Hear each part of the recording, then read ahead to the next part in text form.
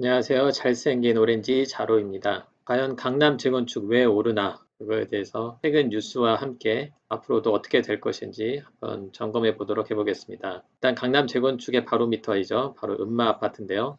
최근에 실거래가가 5월달 17억까지 찍었습니다. 9.13 대책 이후에 재건축은 물 건너갔다. 재건축은 더 이상 희망이 없다라고 생각되어서 가격이 많이 빠졌던 상태였는데요. 2019년 1월 때는 거래가 있긴 있었는데 14억까지 떨어졌습니다. 1층이긴 했지만 14억까지 떨어졌던 것이 지금 17억까지 다시 회복되는 모습을 보면은 4개월 만에 3억이나 오르는 그러한 현상을 보여주고 있습니다. 왜 이렇게 재건축 규제에도 불구하고 이렇게 오르는 걸까요? 이미 8주째 이렇게 오르고 있는데요. 지금 박원순 시장이 강남 재건축 허가 안 해준다 라는 발언을 하면서까지 진화에 나서고 있지만 제 생각에는 역부족으로 보입니다. 강남 재건축뿐만이 아니라 다른 곳까지도 그 마이너스 폭이 줄어들고 있어서 곧 있으면은 이것이 보합이 되고 곧 있으면 이것도 다시 상승으로 가지 않을까 그러한 생각을 조심스럽게 해봅니다. 그래서 지금 강남구도 여전히 또 올랐고요. 그 다음에 송파구도 올랐고요. 그 다음에 마포구도 오르고 이제는 강북구, 은평구도 상승세를 가고 있네요. 하지만 강동구 쪽은 그 신규 입주 물량이 워낙에 많아서 아직까지는 회복을 못하고 있고요. 그다음에 용산구도 노후 단지 매물 증가로 아직은 상승으로 돌아서지 못하고 있습니다. 그거와 비교해서 강원이라든지 지방 지역들은 여전히 하락을 계속하고 있는 모습입니다. 아무래도 다주택자 규제로 인해서 지방에 있는 물건들이 전부 다 서울로 집중되는 현상을 보여주고 있습니다. 그러한 시장이 다시 시작되는 거의 시발점이 바로 강남 재건축인데요.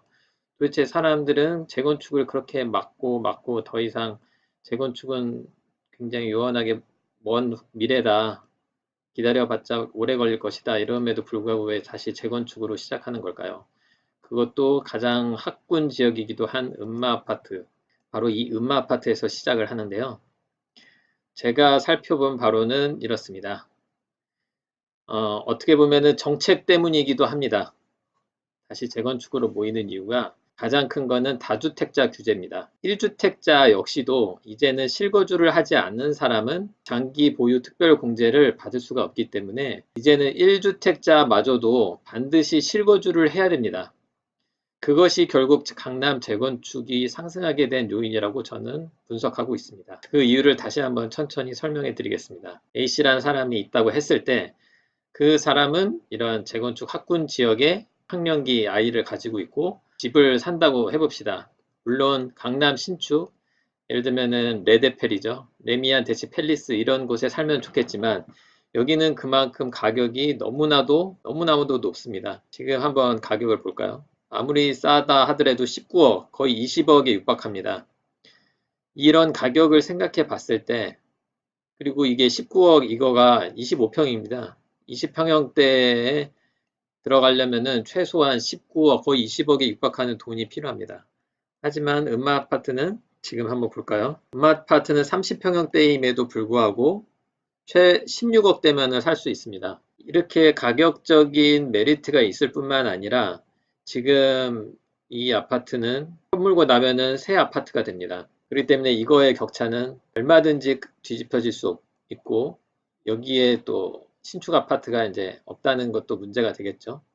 그리고 이 특히 학군 지역은 뭐가 문제냐면은 아이를 시키게 될 경우에 아이가 과연 적응을 잘 할 수 있을까? 이렇게 좋은 학군에서 잘 학습 흐름을 이어가던 아이가 학습 흐름이 끊기지는 않을까? 괜히 2년 실거주를 채우려고 다른 지역, 다른 뭐 유망한 지역, 예를 들면은 요즘 잘 나가는 청량이라든지 뭐 강북의 뭐 공덕이라든지 아니면은 여기 뉴타운, 여기 뭐 노량진이라든지 여러 뉴타운, 용산도 있죠. 한남동. 이렇게 좋은 뉴타운, 뭐 용산, 재개발 이런 지역에 간다고 하더라도 물론 이게 신축이 됐을 때 2년 실거주하러 들어가겠죠.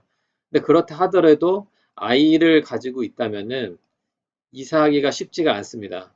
아까도 말씀드렸듯이 아이가 뭐 2년 동안 잠깐 살고 온다고 하더라도 그 2년에 대한 리스크가 있기 마련이죠. 학업뿐만이 아니라 아이가 강서적으로 잘 적응을 할 수 있을까 그런 것도 있고요. 여러 가지 그러한 불편한 점이 있기 때문에 이사 가기가 쉽지가 않습니다. 그렇다면은 뭐 여기에 전세를 살고 용산 재개발에 사둔다? 그것도 이제 쉽지가 않은 게 아까도 말씀드렸듯이 실거주를 어차피 한 번은 해야 됩니다. 그래야지 실거주를 해야지 팔 수 있기 때문에 이거가 쉽지가 않은 거죠. 그래서 아이가 있는 사람이라면은 그렇게 옮겨 다니면서 시세 차익을 보는 것은 이제 힘들지 않은가. 그렇게 된다고 생각을 했을 때 결론은 이겁니다.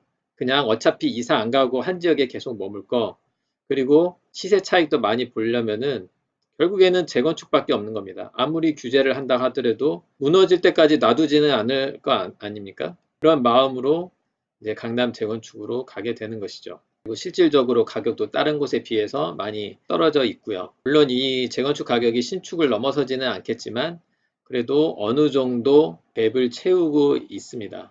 채울 수밖에 없는 이유는 앞서 말씀드린 그러한 이유 때문입니다. 그리고 더 장기적으로 봤을 때 이 학군 지역이 잘 될 수밖에 없는 이유가 학교들이 폐교하는 학교들이 이미 많아지고 있습니다. 이제 다음 시간에 더 학군 지역에 대해서 왜 학군 지역을 살 수밖에 없는지, 왜 9.13 대책, 8.2 대책으로 인해서 다주택 규제가 왜 결국 학군 지역으로 몰고 가게 하는지, 그거에 대해서는 다음 시간에 다시 한번 제가 설명해 드리도록 하겠습니다. 구독하기와 좋아요 눌러주시기 바랍니다.